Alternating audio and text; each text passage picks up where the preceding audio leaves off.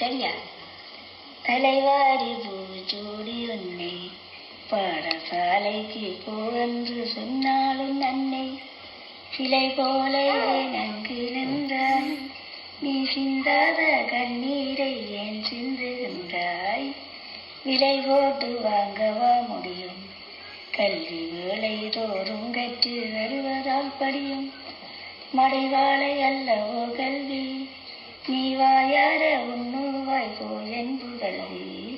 கடிகாரமோடு உன்னோடு உன் அண்டை வீட்டு பெண்களோடு படியாத பெண்ணாயிருந்தால் கேலி பண்ணுவாரி ஊரா தெரிந்தால் தலைவாரி பூச்சூடி உன்னை பாடசாலைக்கு போவென்று சொன்னாலும் நன்மை.